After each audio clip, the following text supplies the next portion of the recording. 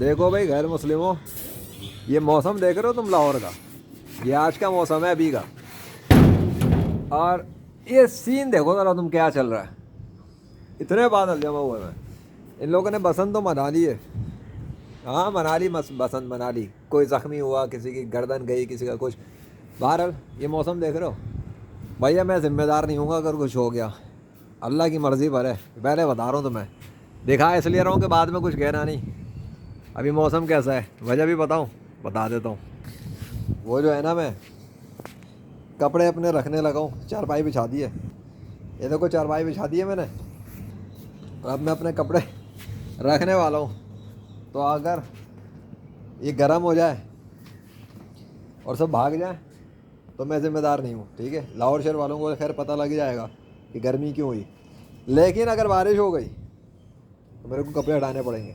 ویسے مرضی اللہ کی ہے، دکھائے اس لیے رہا ہوں کہ بعد میں یہ نہ بولے دکھایا نہیں تھا، کہ آج میرے واقعی میں مجھے کپڑے دھو کے اپنے یہاں پہ رکھنے تھے۔ میں آیا موسم دیکھا، میں نے سوچا واہ یار کیا موسم ہو رہا ہے، دیکھو پھر دیکھا ہوں، ہائے ہائے کیا زبردست بادل ہیں۔ لیکن مسئلہ ہے کہ اگر دھوپ نہیں آئے گی تو کپڑے کیسے سوکھیں گے میرے؟ اب یہ ہے سین، اب مرضی تو اللہ کی چلتی ہے، اور یہ بادل بھی اللہ نے بنا کے کھڑے کیے ہوئے ہیں، تمہارے غیر مسلموں کے جھوٹے خداؤں نے تو کیا نہیں ہے۔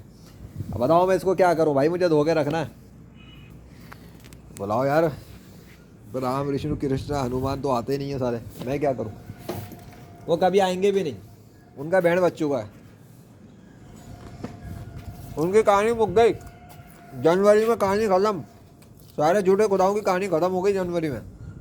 جنوری 2026 سے نئے سال کے ابتدا کے ساتھ سارے جھوٹے خداؤں کا ستیہ ناش، ووناش جو بھی ہوتا ہے نا، وہ تمہاری ہندو بھاشا میں ہوتا ہے نا، ہندوؤں کی عیسائیوں کی، ووناش کر دیا، یہ کر دیا۔